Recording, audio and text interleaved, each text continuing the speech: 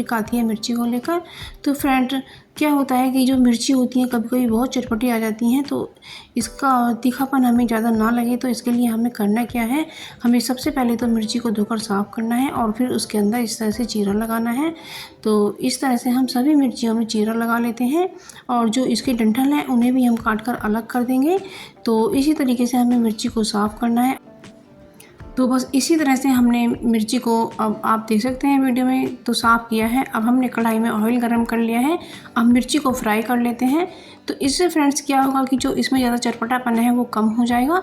और इसी तरीके से हमने इन्हें निकाल लिया है। इन्हें ज़्यादा नहीं फ्राई करना है, इन्हें हल्का ही फ्राई करना है। और अब आप देख सकते हैं कि मैंने इसमें मसाला ऐड कर दिया है। इसमें मैंने आधा चम्मच अजवाइन ऐड की है और उसमें 1 पिंच हींग ऐड की है। और इसमें अब मैं धनिया पाउडर ऐड कर रही हूँ। धनिया हमें थोड़ा ज़्यादा सा डालना है। यदि आपके पास सौंफ का पाउडर हो तो वो भी डाल सकते हैं। मैंने लाल मिर्ची पाउडर और हल्दी भी डाल दी है, लेकिन मिर्ची आपको थोड़ी कम ही डालनी है क्योंकि मिर्ची इसमें भी होती है। और इसी तरह से हमें मिर्ची को फ्राई कर लेना है। तो फ्रेंड इस तरह से मिर्ची बनाने पर आपको हफ्ते भर तक मिर्ची नहीं बनानी पड़ेंगी। अगली ट्रिक है हमारी, जो कप होते हैं तो इसके अंदर जो जब हम चाय बनाते हैं और चाय पीते हैं तो इसके अंदर एक छोटी सी लेयर कोने में चाय की जम जाती है, जो कि बहुत गंदी लगती है। जब हम किसी को चाय परोसते हैं तो ऐसा लगता है जैसे गंदे कप में ही डाल दिया हो। तो अब हम इसमें डालेंगे विनेगर। तो विनेगर जो होता है उसमें उखाड़ फेंकने की बहुत शक्ति होती है, तो इस चाय की लेयर को उखाड़ फेंकती है। तो बस हमने 1 कप में ही थोड़ा सा जो विनेगर है वही डाला है और थोड़ा सा विनेगर हम इसी में से इसमें डाल देते हैं क्योंकि इसके लिए ज़्यादा विनेगर की ज़रूरत नहीं है। और जो ख़राब टूथब्रश होते हैं उससे हमें इसे मल के साफ़ करना है। तो फ्रेंड्स आप देखेंगे कि जो आपके कप है ना वो बिल्कुल चमकदार हो गए हैं। ये बहुत यूज़फुल ट्रिक है, आपको ज़रूर से पसंद आई होगी। तो फ्रेंड्स हमारे कप में जो चाय की लेयर जम जाती है वो हट गई है। इसके ब्रश में विनेगर लगा हुआ है तो ये कप हमारे बिल्कुल साफ़ हो गए हैं। अब इन्हें हम एक साफ़ पानी से इन्हें साफ़ कर लेते हैं। आप देख सकते हैं कि फ्रेंड्स हमारा जो कप है वो अच्छे से साफ़ हो गया है और चमकदार हो गया है। ये जो डब्बा होता है सोन पापड़ी वगैरह में निकल आते हैं, इन्हें फेंकना बिल्कुल भी नहीं है, ये बहुत ही यूज़फुल हो सकते हैं। तो इसमें आप माइक्रोवेव में केक भी बना सकते हैं और फ्रिज में इसमें आइसक्रीम भी आप जमा सकते हैं। ये बहुत ही यूज़फुल है, आप इसे फेंकना बिल्कुल नहीं है।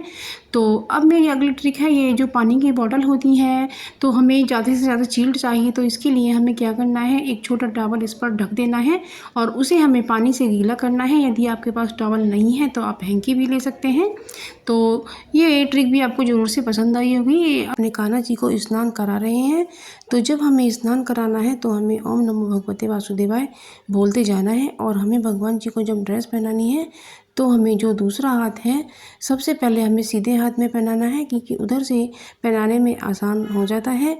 और अब हम कान्हा जी को ये माला पहना रहे हैं। ये तुलसी की माला है जो हम वृंदावन से ही लेकर आए हैं और हमारे कान्हा जी की ये ड्रेस भी वृंदावन से ही आई है।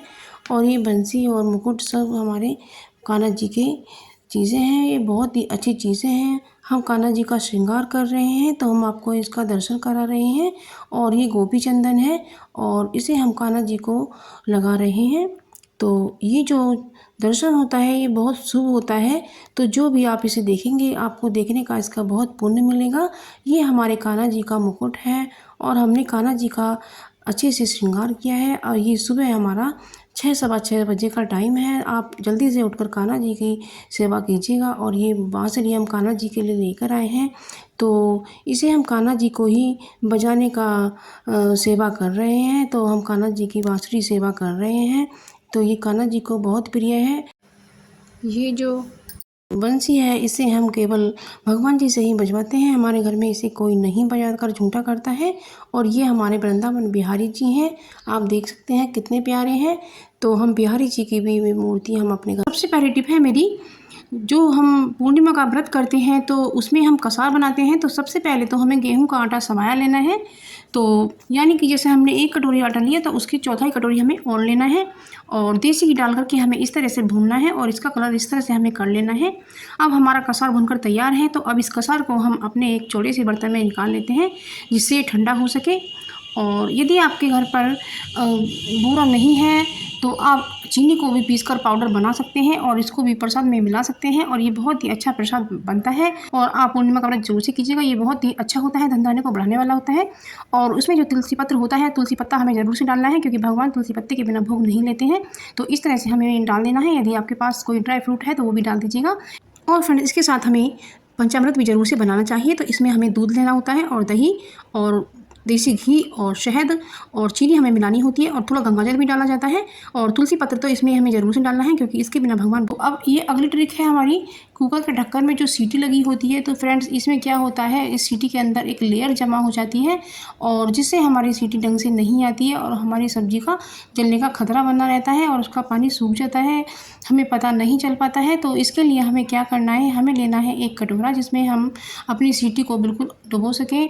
तो और उसमें डालना है हमें गर्म किया हुआ पानी और इसमें हमें ऐड करना है थोड़ा सा खाने वाला बेकिंग सोडा और इसके अंदर हम डालेंगे सफ़ेद सिरका, जो विनेगर होता है, जो चाइनीज़ खाने में इस्तेमाल किया जाता है।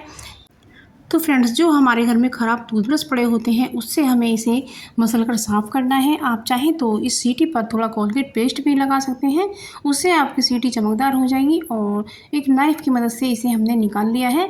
तो बस इसके अंदर ब्रश से हमें इस तरह से इसको साफ़ करना है और नाइफ़ की जो नोक होती है इस तरह का हमें लेना है और इस सीटी के अंदर भी हमें डाल कर उसे साफ़ करना है।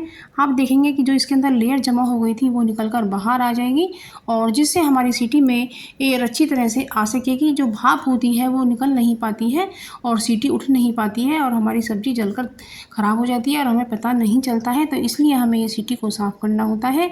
और ये जो चाकू की नोक है, इसकी जो लेयर है अंदर जमा हुई उसे निकाल रही है।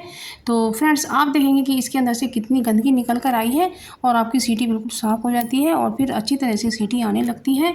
तो बस अब आपको दिखाएंगे फ्रेंड्स इसमें से कितनी गंदगी निकल कर आई है। तो बस इसी तरह से आप मेरे चैनल पर नए हैं तो मेरे चैनल को सब्सक्राइब कीजिएगा। और फ्रेंड्स, आप मेरी वीडियो किस दुनिया के किस कोने से देख रहे हैं तो वो भी मुझे ज़रूर से बताइएगा। मुझे ये जानकर खुशी होगी कि मेरी वीडियो दुनिया के किस किस कोने में देखी जा रही है। आप देख सकते हैं फ्रेंड्स, इसमें से कितनी डस्ट निकल कर आई है। तो सीटी हमारी साफ़ हो गई है और आप देख सकते हैं कटोरे में कितनी गंदगी जमा हो गई है। तो यही गंदगी हमारी सीटी को आने से बंद कर देती है, प्रेशर बाहर नहीं आ पाता है। और इस पानी को भी हमें फेंकना बिल्कुल भी नहीं है। इस पानी को हमें किचन सिंक के अंदर डाल देना है। तो इससे जो बैक्टीरियापन आ जाता है वो भी ख़त्म हो जाता है और सफाई हो जाती है और स्मेल भी चली जाती है। और बस अब हम साफ़ पानी से इसे धो देते हैं। अगला एक है हमारा पराठे को लेकर। तो फ्रेंड्स, जब क्या होता है, हम पराठे बनाते हैं और हम थोड़ी देर में खाना होता है, कुछ काम ज़रूरी कर रहे होते हैं, तो आप तवे पर डाल करके इस तरह से रख दीजिएगा। जो तवे की गर्माहट है तो उसमें ये पराठा आपका गर्म रहेगा। तो इस तरह से आप प्लेट भी ढक दीजिएगा जिससे पराठा आपका ठंडा बिल्कुल नहीं होगा। फ्रेंड्स, गर्मियों का मौसम है और मच्छर भर के आने लगे हैं गैस पर। और इसमें हम 2 चम्मच सरसों का ऑयल डाल रहे हैं। तो मैंने ऐड की है इसमें अजवाइन, क्योंकि मच्छरों को अजवाइन की महक बिल्कुल भी पसंद नहीं होती है। और इसमें मैंने तेज पत्ता भी डाला है, थोड़ी दालचीनी भी ऐड की है और 2 काली मिर्च भी ऐड की हैं। और जब इसे हम जलाएंगे तो इसका जो अरोमा निकलेगा, इससे मक्खी मच्छर भाग जाएंगे और मच्छर हमें बिल्कुल भी नहीं काटेंगे। और इसे कर दिया है और एक रुई की बाती हम बना लेते हैं, क्योंकि जब ये जलेगा तो जो इससे धुआं निकलेगा उससे मक्खी मच्छर भाग जाएंगे और हमें कमरा बंद करने के बाद ही इसे जलाना है। तो जो इसका धुआं निकलेगा वो सब बंद कमरे में मक्खी मच्छर सब भाग जाएंगे, लेकिन मक्खी मच्छर बाहर चले जाएंगे और बिल्कुल भी नहीं काटेंगे और आप चाहे से सो पाएंगे। तो ये बहुत ही यूज़फुल सी ट्रिक है, आप इसे ज़रूर से फॉलो करिएगा। आप पाएंगे कि इससे बहुत ही अच्छा